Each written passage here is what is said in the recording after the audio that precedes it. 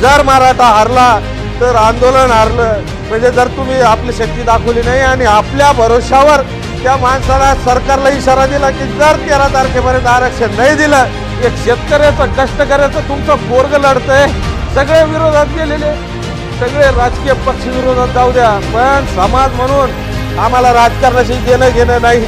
आम्ही लढतोय फक्त जातीसाठी। आतापर्यंत मातीसाठी लढलेला समाज आहे, आता जातीसाठी एक व्हा। कुलूप बंद करून मराठ्यांचं एकीचं दर्शन घडवायला या। मराठा समाज हा लढवय्या समाज आहे, म्हणजे याने आजपर्यंत लढाया केलेल्या आहे। छत्रपती शिवरायांपासून आपण बघितलेलं आहे आणि छत्रपती शिवाजी महाराजांनी जेव्हा सुरुवात केली होती ते एकटे होते आणि समोर गनिम होते। तर ही लढाई जिंकन नाही जिंकन, स्वराज्य कसं स्थापन करायचं, तर त्याचं छोटंसं उदाहरण सांगतो। त्या काळी ते कोणी सांगितलं ते जसं यांनी सांगितलं लिहून वेगळं ठेवलेलं असतं, पण ते आम्ही अनुभवलं नाही। पण 400 वर्षानंतर आम्ही मनोज जरांगे पाटलाच्या रूपाने हे बघतोय की त्यांनी ते स्वराज्य कसं निर्माण केलं असेल। एका सर्वसामान्य शेतकऱ्याच्या पोरांना, कष्टकरी बापाच्या पोरांना, हे जे तुमच्या आमच्यासारखे आज हे वयस्कर बाबा लोक आहे, म्हणजे हे लोक कुणी पैसे देऊन 1000 2-2 हजार रुपये देऊनही येत नाही, पण एका मनोज जरांगे पाटलाचे माणसंही इथं आले काहीतरी संदेश घेऊन, म्हणून तुम्ही ऐकायला आले। हे कुणाला भाग्य लाभत नाही। आजच्या परिस्थितीला 10-10 पक्ष झालेले, त्यांना एवढे लोक ऐकायला कधीच थांबणार नाही। आम्ही रात्री 1:30 वाजेपर्यंत बघितलं, पण जेव्हा शिवरायांनी स्वराज्य स्थापन केलं असेल त्यावेळेला एक मावळे त्यांनी जमा केले होते, असं चालत चालत। तसे प्रत्येक गावागावात असे आपण बघू शकतोय। अजय पाटील साळुंके सारखे व्यक्ती आहेत, डॉक्टर अशोक पवार साहेबांसारखे व्यक्ती आहेत, सुधाकर भाऊ शिंदे सारखे आहेत, आपले किरण भाऊ सारखे आहेत, आपले सोमनाथ भाऊ आलेले आहेत, म्हणजे हे जे निष्ठावंत मावळे राजू भाऊ मोहिते, तर कसे त्यांनी जमवले असेल आणि कसे त्यागानं, जसं जरांगे पाटलांनी 17 दिवस केलं, आपल्या अजय पाटलांना 12 दिवस वायजापूरला घाम फोडला होता प्रशासनाला। पवार साहेबासारखे टेक्निकल, तुम्ही नशिबाने टेक्निकल माणसं पण पाहिजे, त्यांनी टेक्निकली तुम्हाला कुणबीच्या नोंदी कशा मिळतील याच्यावर चांगला भर दिला। जास्तीत जास्त आज 97% अभिमान वाटतो, म्हणजे मला वाटतं हे आपल्या जिल्ह्यातलं मोठं गाव असेल की पहिलं गाव असेल की इतक्या नोंदी 97%। हे कोणामुळे मिळाल्या? ह्या नोंदी मिळाल्या कोणामुळे?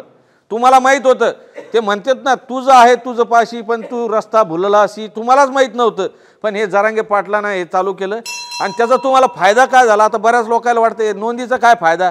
अहो, जे आपण लाखो रुपयाची फीस आपण भरू शकत नाही, त्या जर आरक्षण मिळालं तर आपल्या पोरायला फीस कमी लागल, फीस कमी लागली पोरग शिकन, 1-1 2-2 मार्कांनी चाललं। आज लाखो पोरं आपले नोकऱ्याला लागले असते। आज हे 40 वर्षा अगोदर अण्णासाहेब पाटलांना, बाबा तुम्ही सगळे लोक माहीत असेल, अण्णासाहेब पाटील त्यांनी हा लढा चालू केला होता, त्यांची पण अशीच तळमळ होती।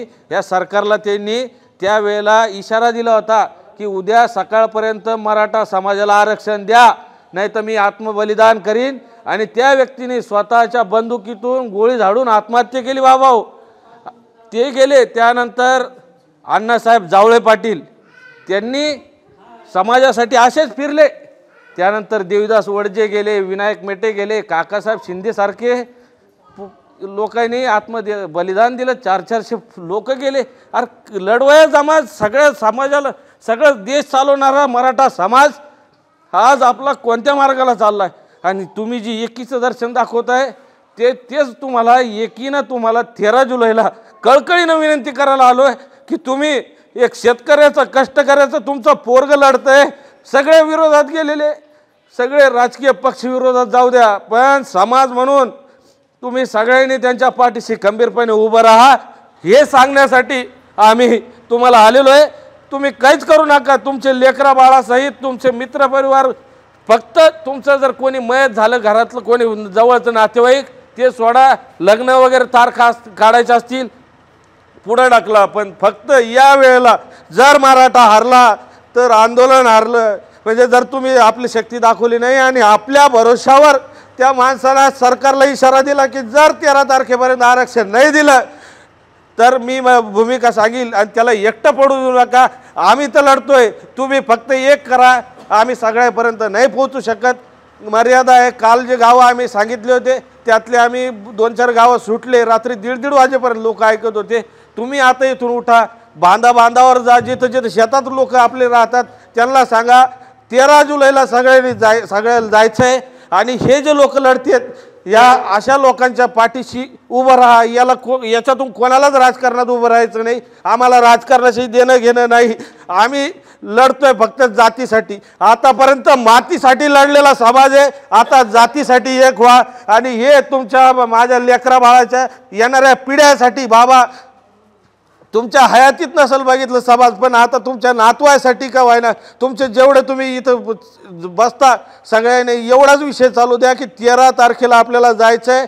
मूळ लावा, गावागावात जा आणि कुलूप बंद करून मराठ्यांचं एकीचं दर्शन घडवायला या।